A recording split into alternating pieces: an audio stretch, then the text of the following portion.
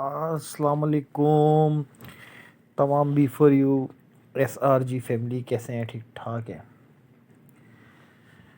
اچھا، ماشاء اللہ سے ابھی جو نئے آرڈیننس پاس ہوئے ہیں ان قانون کے تحت بڑے لوگ خوش ہیں کہ سب کچھ جو ہے ٹھیک ہو گیا اور ٹھیک ہونے جا رہا ہے۔ تو اللہ سے ہماری یہی دعا ہے کہ اللہ کرے سب کچھ صحیح ہو جائے، نیٹ ورکنگ پاکستان میں لیگل ہو جائے، سیف الرحمان صاحب کے جو کمپنی کے سارے اکاؤنٹ ہیں وہ انفریز ہو جائیں اور ہم سب کو وڈرال ملنا شروع ہو جائے۔ یہ ہماری اللہ سے دعا ہے۔ مگر تمام یوٹیوبرس نے بھی ویڈیوز بنائی اور تمام لوگوں نے واٹس ایپ پہ میسیجز بھی شیئر کیے، بڑی خوشیاں بھی منانی بھی چاہیے، مگر پوری حقیقت میں سمجھتا ہوں لوگوں کے ساتھ شیئر نہیں کی گئی۔ اور جب انسان کی امید ٹوٹتی ہے تو اس کو بہت زیادہ تکلیف ہوتی ہے۔ تو میں نے سوچا چلو آپ لوگوں کے ساتھ پوری حقیقت بھی شیئر کر دی جائے۔ اچھا، بالکل قانون میں ترمیم ہوئی ہے اور یہ ہم لوگوں کے لیے ایک اچھا سائن بھی ہے، جس کی وجہ سے ہم سب بہت خوش ہیں کہ انشاءاللہ کوئی نہ کوئی اب حل نکلے گا۔ مگر ایک بات آپ کو بتاتا چلوں جو کہ ابھی تک آپ لوگوں کے ساتھ لوگوں نے شیئر نہیں کی، وہ یہ ہے کہ قانون میں ترمیم ضرور ہوئی ہے، مگر جو اختیارات نیب کے پاس تھے ان میں سے کچھ اختیارات لے کے وہی اختیارات ایف آئی اے کو دے دیے گئے۔ مطلب کہ جو کارروائیاں ابھی نیب کرتا تھا اس کارروائیوں کا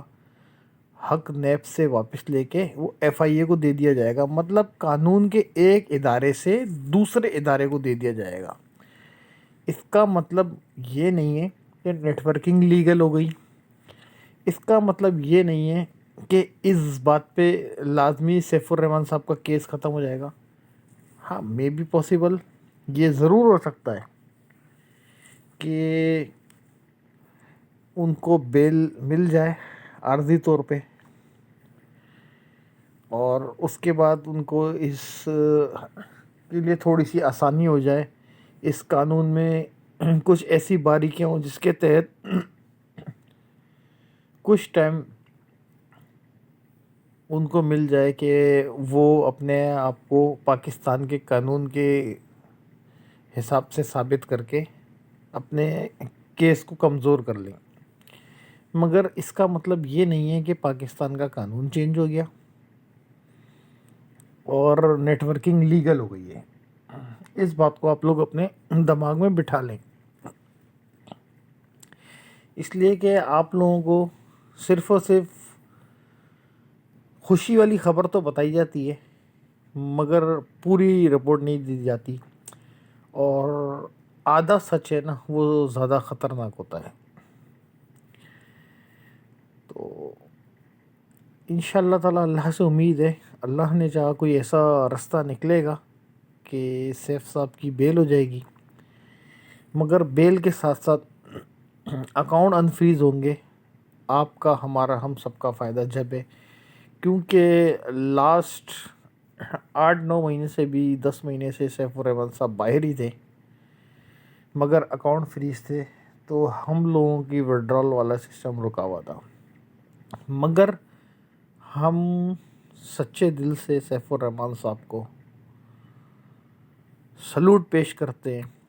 کہ یہ وہ واحد سی او ہے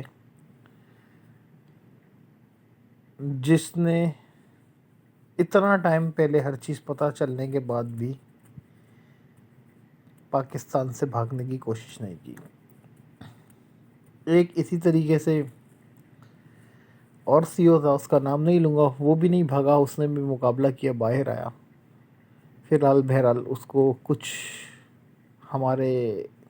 ہی بیچ کے لوگ ہیں کچھ ایس آر جی فیملی کے بھی لوگ ہیں جنہوں نے بہت دھمکیاں دی، ہو سکتا ہے ان لوگوں نے ہی غائب کرا دیا، بہرحال وہ مسنگ ہے۔ خیر اس پہ ہم ابھی بات نہیں کرنا چاہتے، ابھی جو ہمارا ٹاپک ہے ہم اس پہ ہی بات کرنا چاہتے ہیں۔ اچھا، جتنا ٹائم یہ پریشانی کا سیف الرحمان صاحب کے اوپر گزرا پچھلے دنوں میں، ان دنوں میں بہت سارے ایسے لیڈر تھے کہ جن کے لیے یوں کہنا جائے گا اچھا ہوا یارانے گئے، کچھ لوگ مشکل میں ہی تو پہچانے گئے۔ تو وہ بہت سارے لیڈر کوئی پاکستان چھوڑ کے بھاگ گیا، بہت ساروں نے سیف الرحمان صاحب سے ملنا پسند نہیں کیا، جو کہ جب ان کو ہتکڑی لگ رہی تھی تو یہ ان کے آخری الفاظ تھے، ان کی سمجھ لو دل بھی ٹوٹا ہوا تھا ان کا، کہ جن کے لیے میں نے اتنا کچھ کیا مگر انہوں نے ان کالی بھیڑوں کو پہچان لیا۔ میری رپورٹ کے مطابق ان کالی بھیڑوں نے، جو پاکستان سے باہر ہے کالی بھیڑ اس نے بھی، اور جو پاکستان کے اندر ہے کالی بھیڑ اس نے بھی، سیف الرحمان صاحب سے جیسی اس قانون میں ترمیم کے بارے میں سنا تو ملاقات کے لیے بندے بھیجے کہ ان سے ملاقات کریں اور یہ ان کو یقین دہانی کرائیں کہ ہم ان کے ساتھ ہیں۔ تو ادھر جو ہماری ٹیم ہے اس میں سے ایک بندے نے سیف الرحمان صاحب کا جواب سنا اور اس کا بھی دل خوش ہوا کہ سیف الرحمان صاحب نے بولا دفع ہو جاؤ یہاں سے۔ اس کی وجہ کیا ہے؟ اس کی وجہ یہ ہے کہ جو لوگ مشکل وقت میں سیف الرحمان صاحب کا ساتھ چھوڑ کے بھاگ گئے، دیکھیں اس بندے نے ذمہ داری قبول کی، میرا سسٹم ہے میں نے لوگوں کو دینا ہے، لوگ ذمہ داری قبول نہیں کرتے، تو اس کے بعد اگر لوگ چھوڑ کے بھاگ گئے تو لوگ غدار تھے۔ اگر وہ ذمہ داری قبول نہیں کرتا،